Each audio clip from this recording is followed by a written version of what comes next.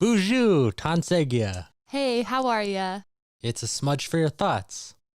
With cohesive. And Zosha. So on today's episode, we're speaking to my father, and we are talking to him. He's giving us a little bit of a history lesson and on tribes, on our tribe in particular, and his work in his field, and what how he kind of got where he was, or where not where he was, but where he is today, and Talked about how he connects to his culture. How he connects to his culture. Yeah, and definitely. How it's a big part of helping him stay grounded and to be able to succeed in the criminal justice field, which is mainly what he pursues his career in throughout his life. So yeah, we hope that you enjoy today's episode. Peace. All right, let's listen to this now.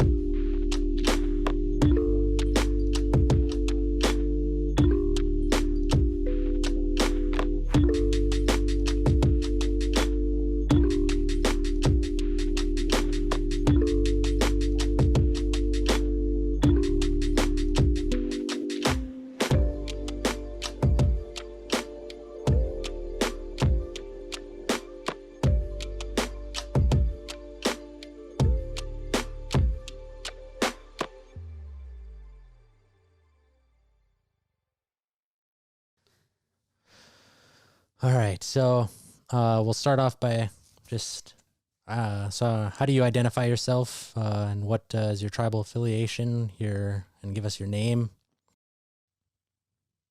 Okay, bonjour, Tansigia, Kihuasis and Sophie. I'm from Rocky Boy, Montana, and my tribal affiliation, that's kind of a loaded question because we are of the Rocky Boys band of Chippewa Indians of Montana, and his name was Ogimau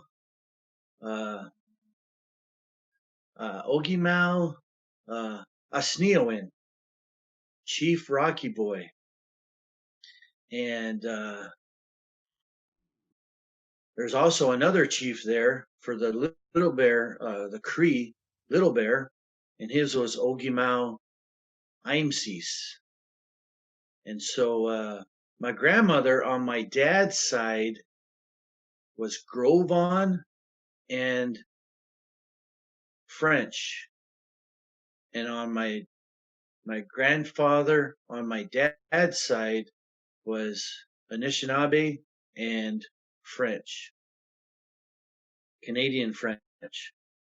This Frenchman came in, but he never stuck around, so we don't have any French connections other than the name Morsette, which had gone through about 10 different versions now to what we have modernly.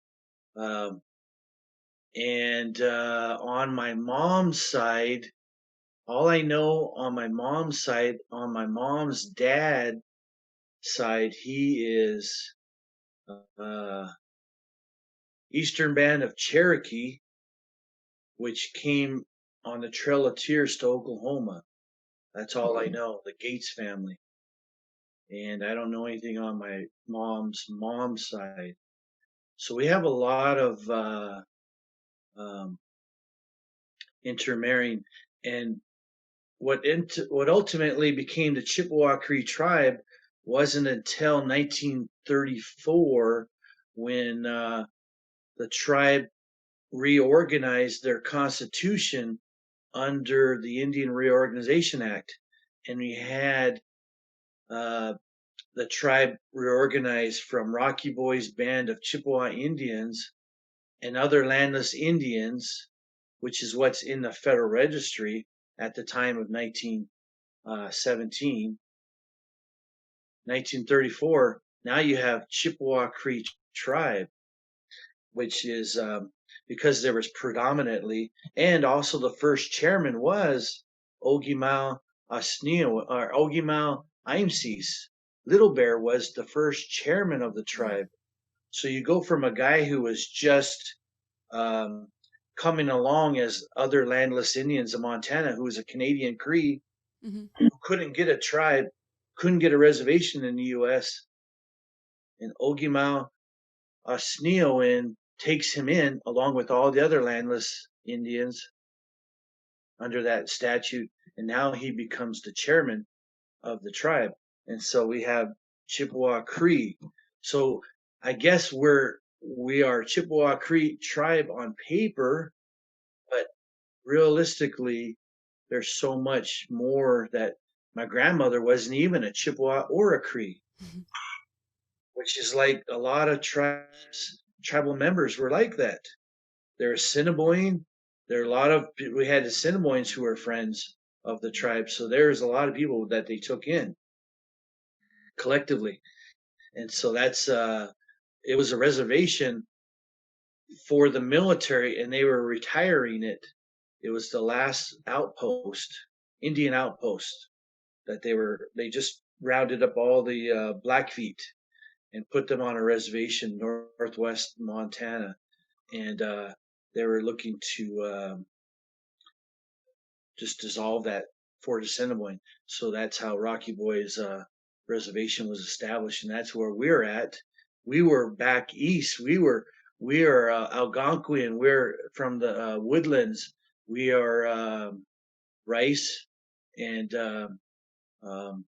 what you call those wigwam, and we're more stable people, not so much nomadic plains people. And we had canoes and bark, and did a lot with the bark and the birch bark and all that goes with the in the areas that you're at right now. You're in the Anishinaabe territory of around there, and even down here, we've got the Cheyenne and Arapahos who are Algonquian as well. They're not in their ancestral territories, but that's who I work for right now. So it feels like a home at times being around them, but I'm in a place where there's tribes of all from all over the country have been brought into here. So I think maybe the Kiowa where we're at is the only original in this area. There's also another, I think, the Comanche. They call themselves the Lords of the Plains. So I think that's their area. This is their territorial area. So it's good to know that where you're at, whose land you're around, and whose land it is modernly. I mean, we've always traditionally moved around, but it wasn't so much warring like they portray us to be. But we had allies and friends and territories stretching far and wide. The Anishinaabe and the Cree and the Cheyenne had big territories, and the Sioux, and they're all these different, the Blackfeet, they all had their own confederacies and big areas that they all controlled. So that's where we come from, is a big community of clans, and it was Rocky Boy's band is what we connect ourselves with is White Earth band in Minnesota, and also the Turtle Mountain Band of Ojibways in Northeast North Dakota. So when you want to say who do you affiliate with or who do you recognize yourself with, we're three bands separated in three different states, but we're all that's who we are. So a short answer. That's Yeah, real short. That was a lot of good information, though. That's good. Some good information. So you said where you're from and and your real affiliation, but you didn't give us your name. And But real quick, I do want to say, just clarify that when you were talking about where you are now and the like all the tribes that are modernly on your like reservation or I guess you're not on the reservation, but in your area, that is in Oklahoma, just for the people who don't. yeah, for the people who will be listening. Anyway, but yeah, tell us. Give us your name. My English name I was born with was Joseph Henry Morsette, named after two of my grandparents on my paternal sides of my father and my mother's father. That's how my dad named us, and that's how I turned around and named you, son, named after your grandparents, Antonio and Joseph. So you weren't named after me; you were named after your grandfather, which would be your great grandfather Antonio and great grandfather Joseph. So that's that. And my spiritual name, named after I was named from Ispimikkiew. He named me Roddy Sunchild Senior. He named me Kihue, Ispimikkiew, and that is way up high above. It's an eagle that's way up high above, and that was exactly how it was described. And I went back and looked years later in a Cree dictionary in Canada and in the U.S., and that's how they describe it, way up high above. Exactly how they say it. That's how he interpreted it, way up high above. And it was I was on my way to being a police officer, and I was named right before that ceremony. Before I went to, I already was sworn in, and I was off to do my first assignment in Browning, Montana, and that's what he named me. That name, that spiritual name, to look out over me. Nice. So you got yourself named when you were older. Yeah, and traditionally we would do it at a very young age, and the only one that had done it at birth was our at the time was our youngest. He's the fifth, sixth. I think he's the sixth youngest, Raven Thunder. So he was at birth. He was given that name, Raven Thunder. But everyone else was given an English name, and we were all born in the cities. So no longer are we born on the prairies like our aunts and uncles and our grandparents were born. We are now born in hospitals, and we're given names, English names, before we even leave the hospital. And so that's and then coming back out is where it's normally there's a ceremony, and it's usually done once a year, the Sundance, around June, the end of June and early July, the naming ceremonies, and if you're born earlier or later, then it could be done in a Sundance or a sweat lodge or just a naming ceremony at home or somewhere where you would have it privately done with an elder. And so we didn't have that growing up. We were given up. Our mother gave us up for adoption, and we didn't have the connection with our mom and dad. And so it wasn't until we were about 8 years old and my dad got us back all the three of us, Mike, Benita, and me. And so he could have done that right then and there.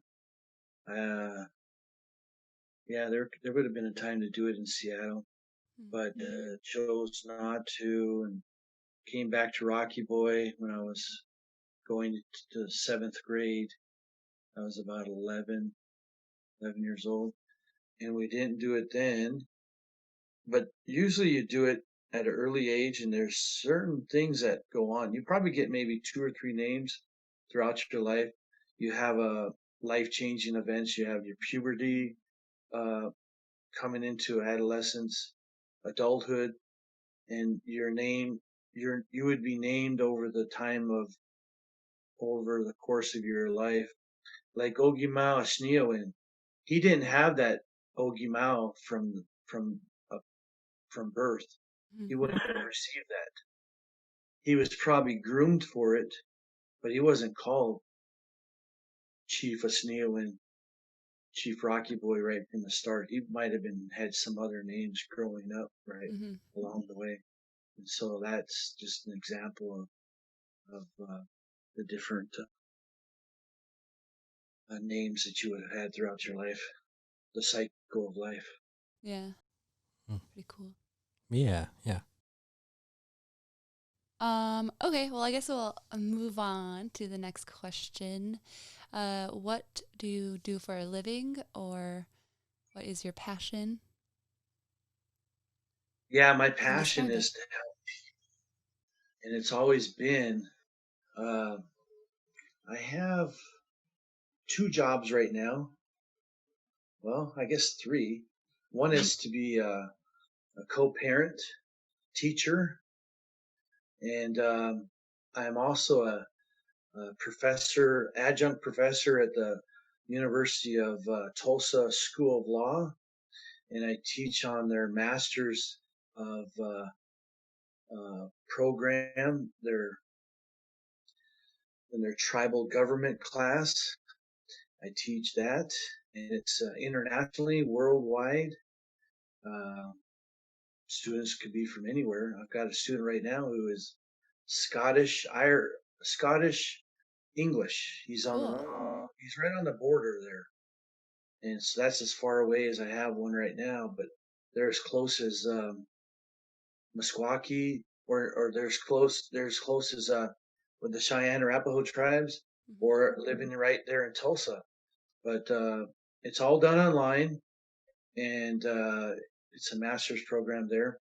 And then I'm also a tribal attorney for the Cheyenne Arapaho tribes, and this tribe has 4 branches of government.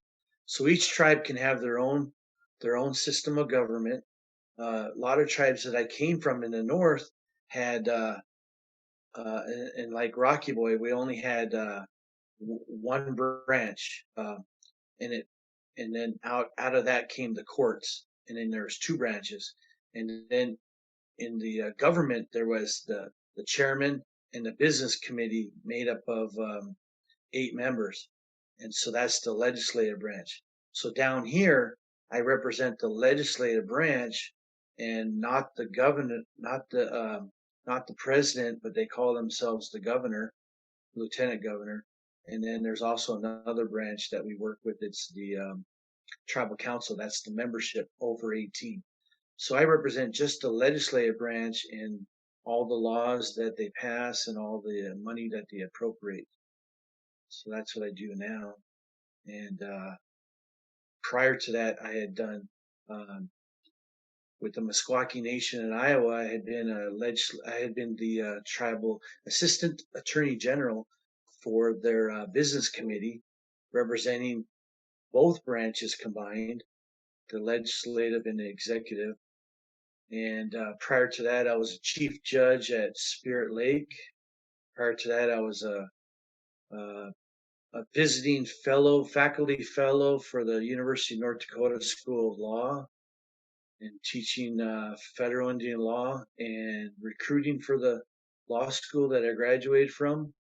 And prior to that, I was a professor at my old college that I graduated from, Stone Child College, teaching my own courses that I developed That's for the cool.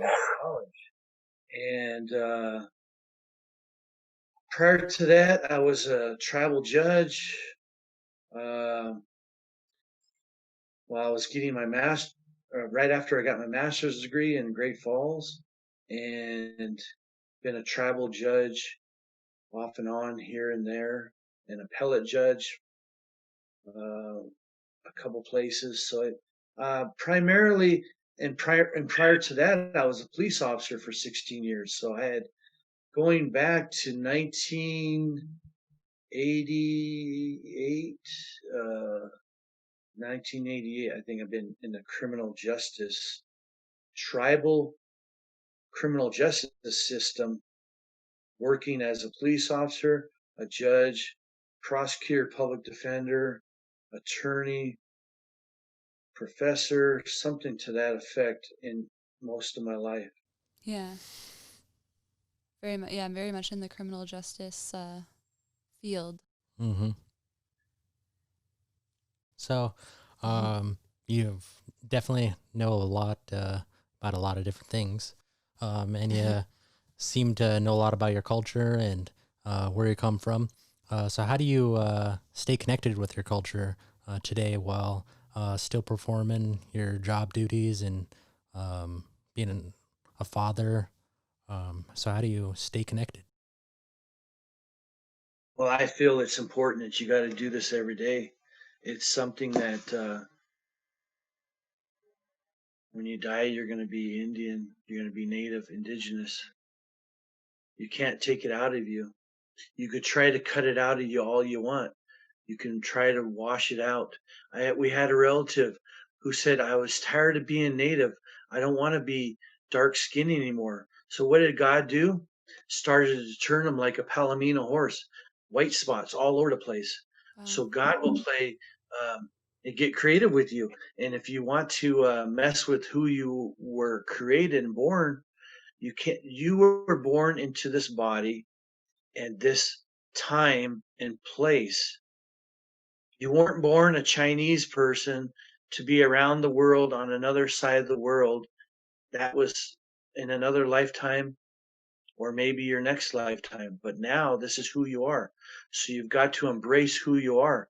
So you wake up every day and the teachings that you have been taught, these are handed down for generations in our family. It wasn't handed down to us through that Frenchman. It was handed down to that Native woman that who persevered, and through the power of prayer every morning, a smudge for your thoughts. That's the biggest thing that I got out of this whole podcast, that you do a smudge every morning. You pray for everybody. John, who passed away, I have up on my wall here. I have a COVID-19 prayer. I have a Catholic prayer for my daughter who goes to Catholic school. And you have all these different nationalities that pray, but there's only one God, Kiseimanto, the Great Spirit, who watches out over all of us, no matter what spirit or form that people think that they see or who that person should look like in their worldview or in their own personal view, is that you take that and you make the best of it every day. And it's a balancing act. You can do this every day. I pass that on down to you. You have your grandfather's pipe. Now you take that pipe and you use those. I give you the directions that was given to me from your grandfather, Ogimau Kihu, and he teaches you how to do those smudgings and prayers and turn it around and give that prayer, and then you're ready to smoke that pipe. And so these are the things that you can do anywhere. You don't have to have someone pray for you. It's within you to do it. You and your own spirit, your higher spirit. And so it could be done, but we only have one place we can go back to.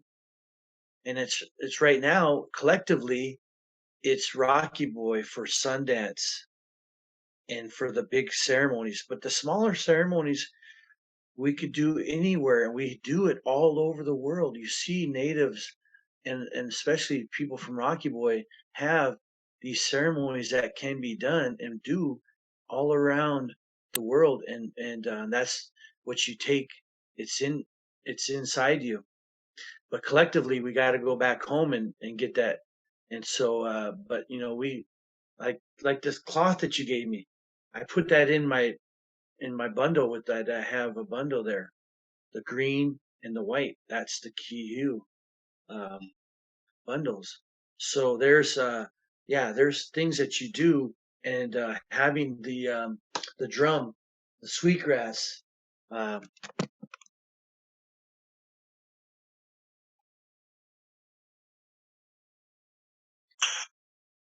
things I use. I don't just hold. I just don't put it up there just for looks. Mm-hmm. So for people that aren't watching I said for people who aren't watching the video, he is showing us his drum on the wall. He has his fan up there as well. Yeah, so that's what he's talking about right now. Mm-hmm. That's up there that you gave me. I added it with my other ones, and I continually use that, and I have this little bundle here that I use for all the different. You use sage, Mm-hmm. Mm-hmm. and we use the sweetgrass, uh, the cedar. The cedar I picked. I gave you some cedar. Mm-hmm. Mm-hmm. That cedar comes all the way from Seattle. I went out and picked that up in the mountains there, around there, and that's what they use all the time in their ceremonies. So wherever you go, wherever you are, be aware of the indigenous wild plant life. These animals, they taught us how to take care of medicine, and there's medicine women, there's medicine for women, and there's medicine for men, and there's also people that have those teaching ways on how to take care of ourselves. And so we don't have to necessarily go home and have someone do that for you. You learn those ways growing up, and you could take those and do them. I was surprised that we moved home and that we were more aware of our own native ways than the people living on the reservation were. And I thought they would be more native, but they had lost their ways in some sense. So, in a way, we had um, learned a lot off the reservation than reservation Indians had. So that's kind of a stereotype as well. It's like reservation Indians know more than city Indians, which is not necessarily always the Mm-hmm. case. You can be just as native living wherever you are. It's Mm-hmm. within you and your family. And we are family oriented, community oriented. You see that in Rocky Boy as well, right? Mm-hmm. Mm-hmm. Small clans, and we were just broken up because of the communities. But originally, they couldn't break us up because we all lived in community. We all lived in small communities around the Rocky Boy there, and you still see it in some areas that have that still have their plots, but where it's broken up is where you see like Box Elder and Upper Buttercup and all those areas that have little villages.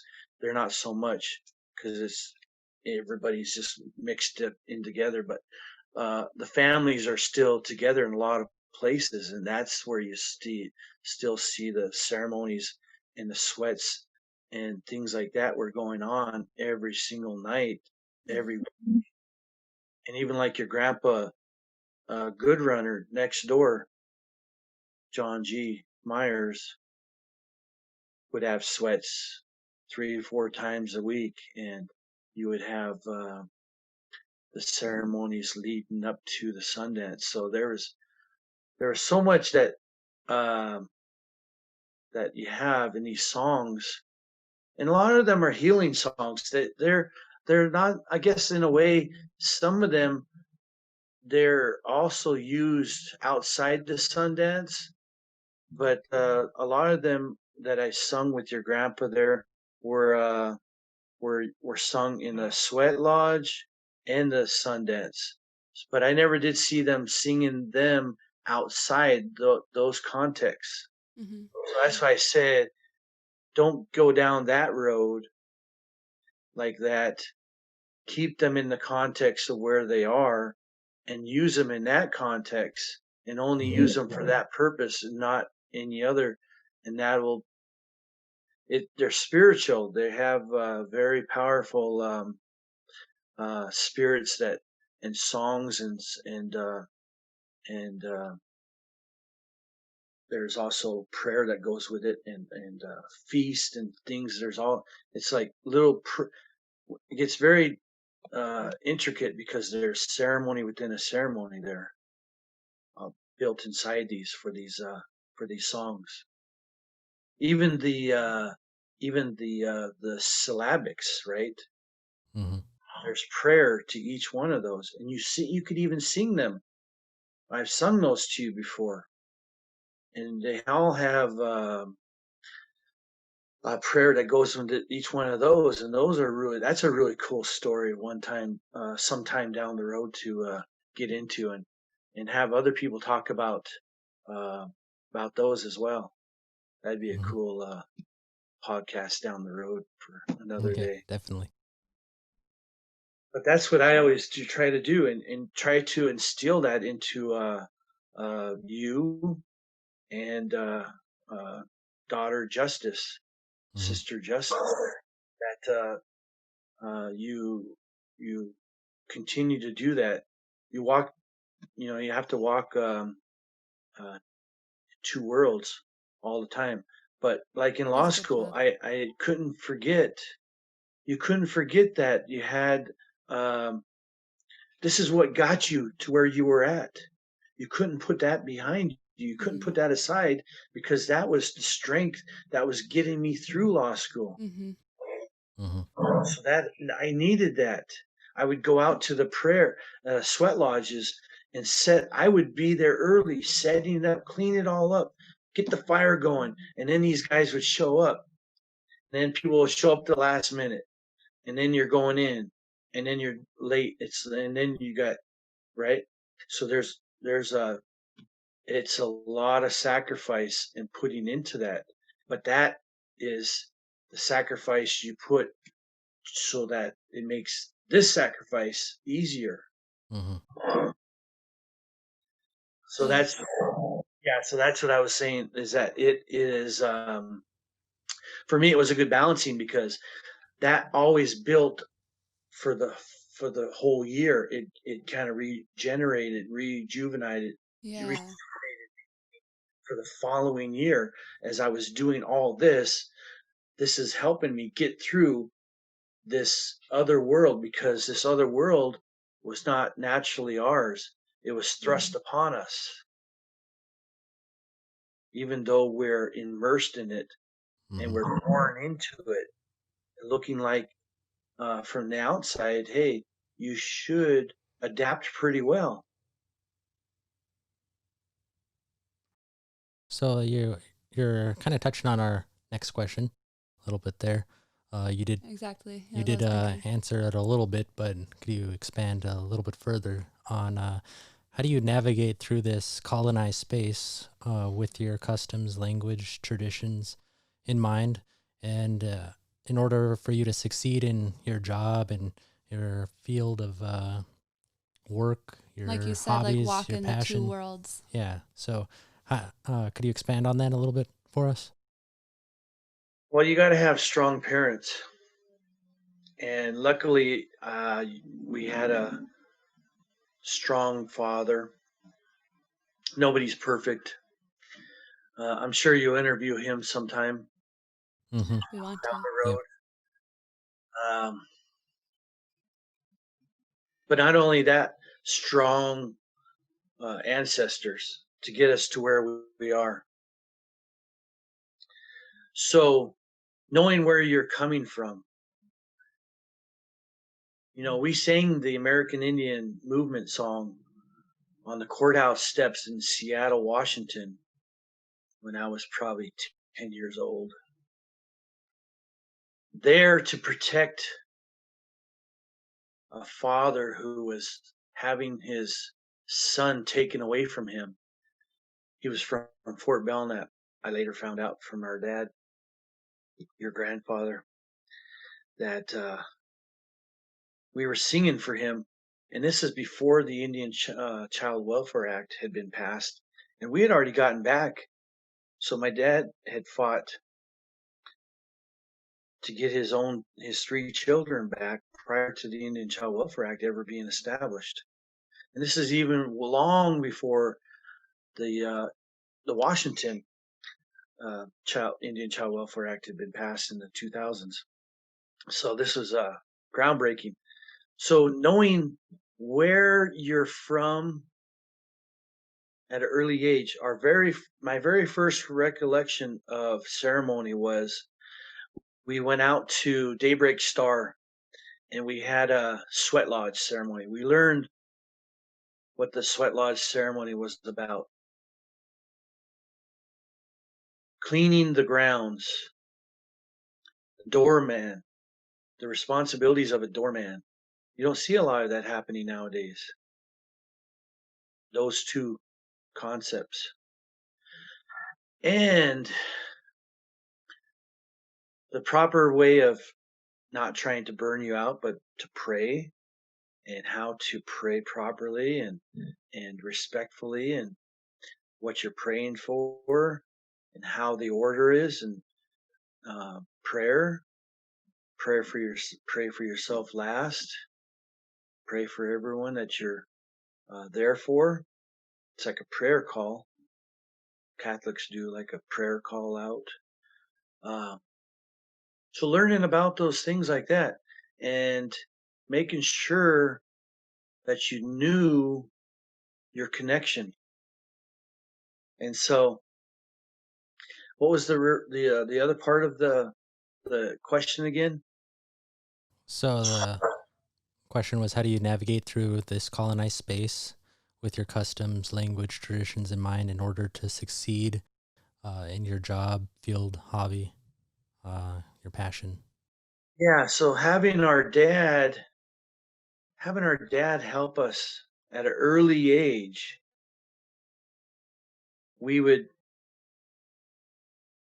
I remember going into his work a lot of times, and we'd go downstairs. I hear these songs, and it was intriguing. And I'd go down there and I'd listen to these men, older men, singing around a drum. Mm-hmm. I would go home and I would be humming these songs. And it was just something in me that picked it up, and we ran with it. And my dad, he made a drum. This guy was so gifted. He used to hunt and trap. And I remember when we went back to Rocky Boy, he did all that still, hunt and trapped, and did all that stuff. And we learned that from him. All the little animals and all the bigger animals, hunt and trap and killed in our own. But so he made his own drum out of wood, carving the hide. And so he painted it, and he had the Thunderbird on it because he worked at the Thunderbird house. Then he had Young Thunderbirds was our drum in honor of the Thunderbird singers. We were the Young Thunderbird singers.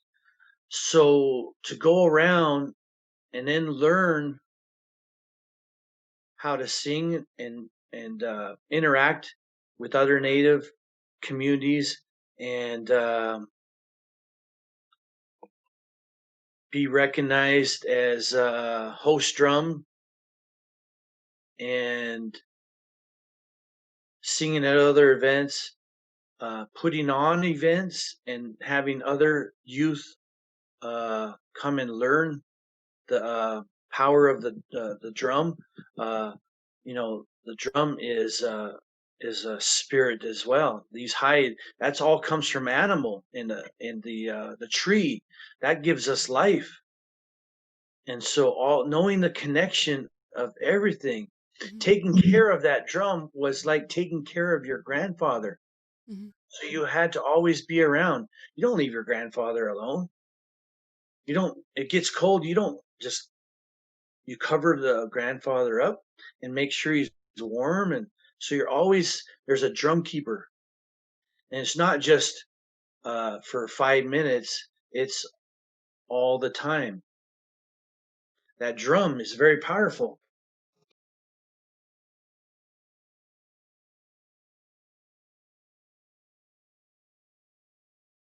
Here's the drum. So for those of you who are not watching the video, he is bringing out his drum. It's wrapped up in a blanket. Yeah, and so And this he's is the showing drum. us You it got right to now. take care of the grandfather drum. It's got to be.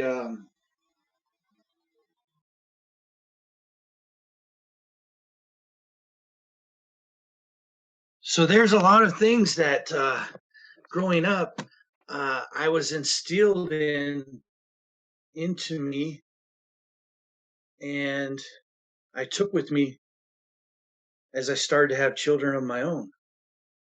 So I made sure that I kept the best of what I had learned along the way to try to make sure that I would carry that going forward into my careers. You're saying on how that how that relates into my career. Like, yeah, like how you navigate basically like this contemporary Western society and being able to succeed in your job, but you know, while keeping your culture and Well, and everything. there's a couple aspects because we grew up when there was no contemporary powwows. It wasn't for contest. Mm-hmm. Tony was the first in the family. He's a champion dancer, and he would. I mean, at an early age, 4 years old, he was champion dancer. So that's where it started. For me, it was we would end a powwow with the aim song.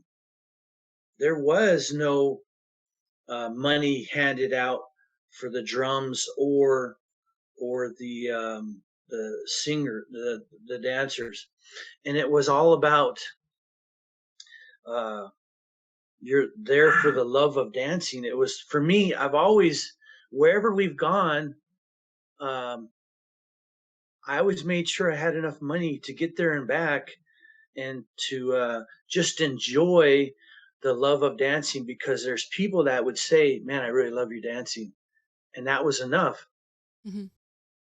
because there's something to that. This is a powerful.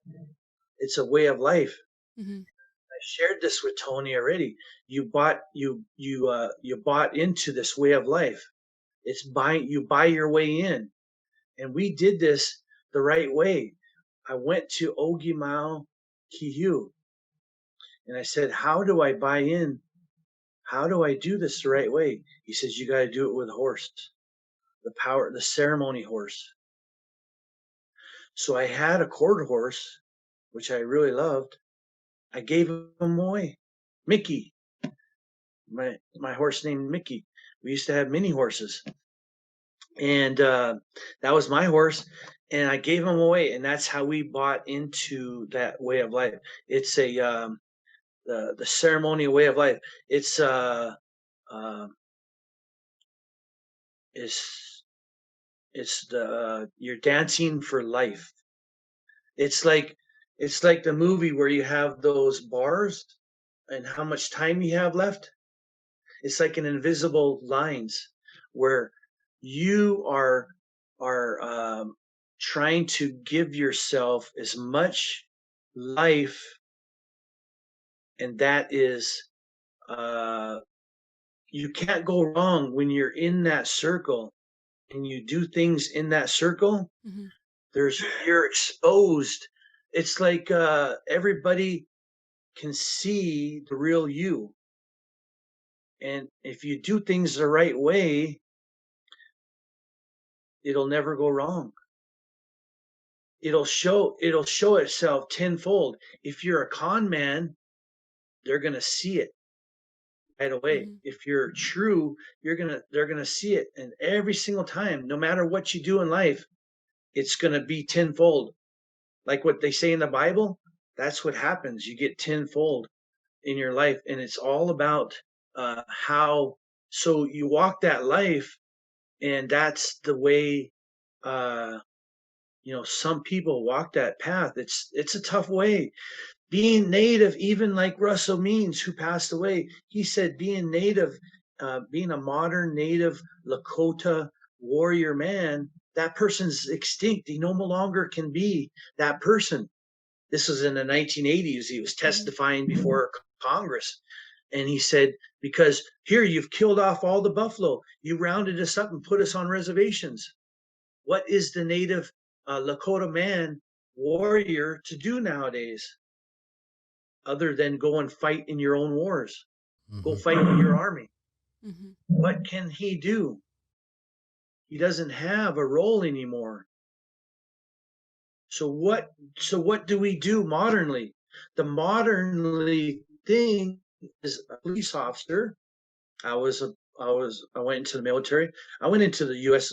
Military, and not for the sake of them, but it's our country too, right? This is our country.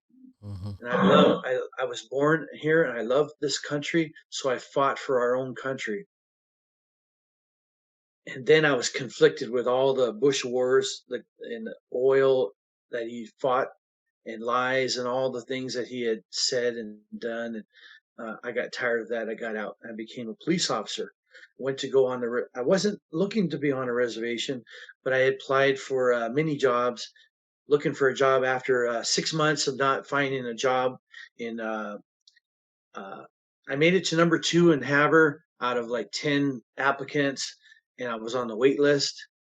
And so I got a job to be a federal police officer on a reservation. I took that, and I was that for 4 years.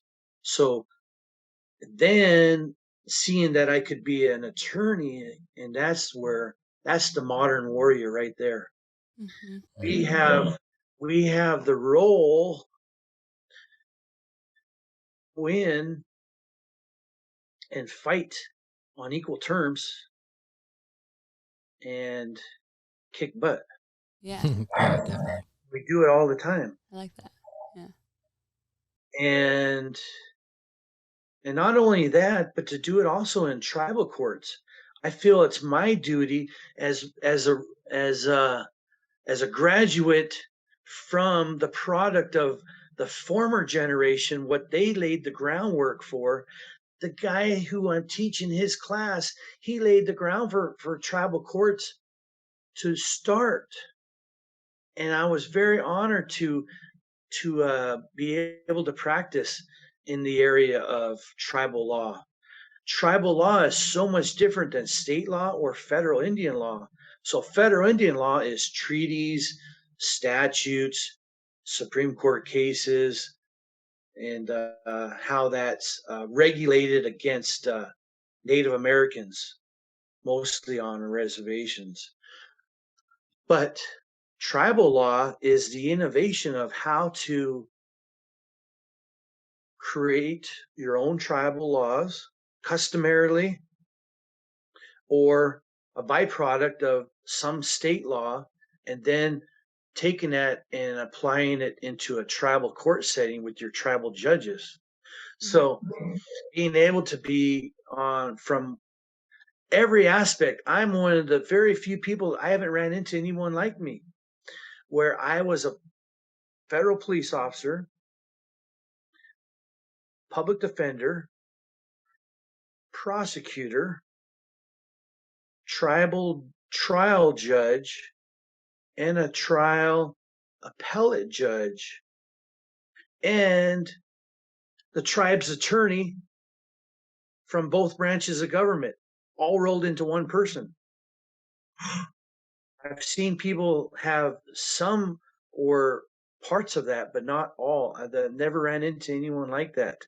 And A lot so of duties. I have a very unique perspective coming to the tribal court from all angles. And so for me, it's very important that I have that perspective of where I came from. And when I come into these tribal communities, it's not just, hey, I'm just going to sell you this pitch and here's the cookie cutter approach. No, what is your community like Mhm. and how can we better it? And when I leave here, they're going to say, man, that guy left us off in a better place. He did some really cool things. Or That's the best way to people be. are saying to me right now, I'm really thankful you're here. We really need you. I'm the light that needed to be in the place. You're there. You're being tested by God, doing the things you're doing now so he can trust you later for other bigger, better things. So there's things that I'm not worried about.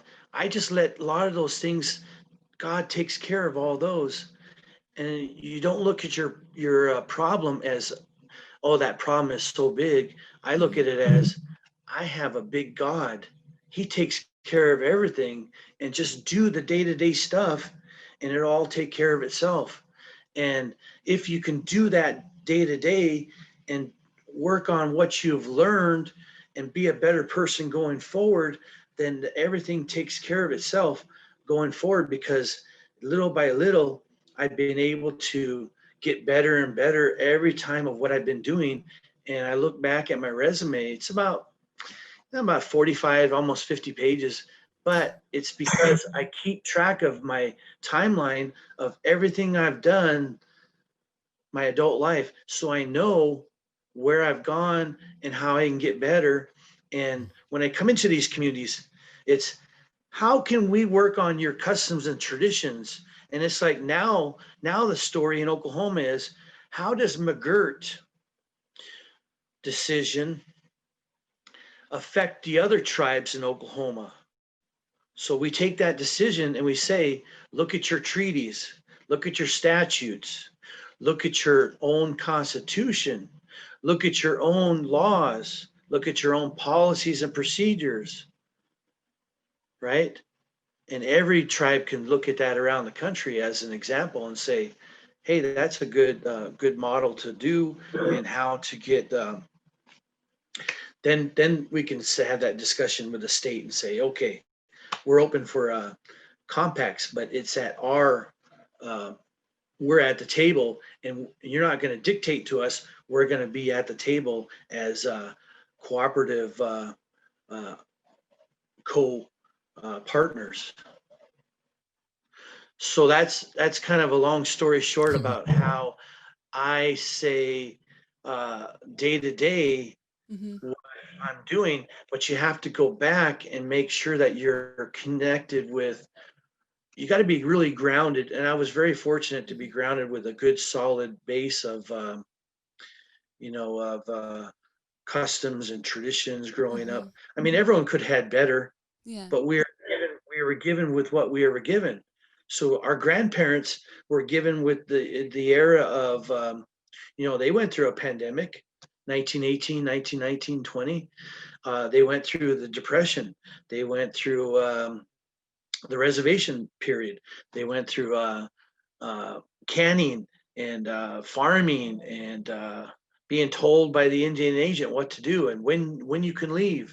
And so then our parents were able to leave under the Indian Reorganization Act, under the Indian Relocation Act, the other IRA. And so we're a product of that Indian Relocation Act, being born off the reservations and coming back. So you have a little experience, Tony, as well. Can you assist about growing up off the reservation, on the reservation, and now off the reservation? Is also with your girlfriend there, by you both living on the reservation there, right?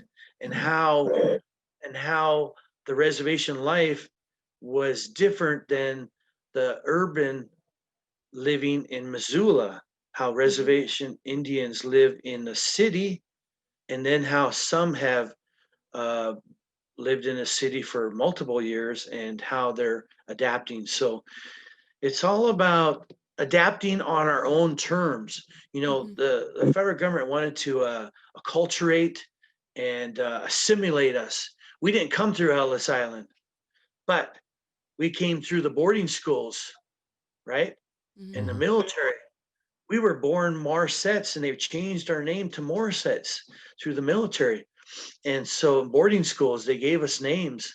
They said, no longer will you have your native name. You will have surnames and you will carry that name. So we got the Frenchman surname carried along with us as we went along. So we have a similar story, but unique in our own way, that had been trying to acculturate and assimilate us. But we say no longer, and we do it on our own terms. Mm-hmm. And every day is that struggle to make sure that you pray, power of prayer. Your relatives are there with you. They will come to you in your sleep, and they will sing, and you will sing, and you will talk your own native language in your sleep. It's amazing. And you'll wake up and say, oh my gosh, that was so amazing. And then you'll want to do it again in when you're awake in this world. And it's there. It's sleeping. It's dormant inside you. So it's a matter of just doing that and making sure um, you're lifting up everybody else around you that's in your community, whether it's a Native community or not. I'm fortunate enough to work in a Native community and to have that acceptance. You know, when they tease you a lot, they like you, so they tease you a lot, and they call you Jose, Spanish for Joseph. And I say, well, I say, okay, on my own terms, I'm not Jose. So what is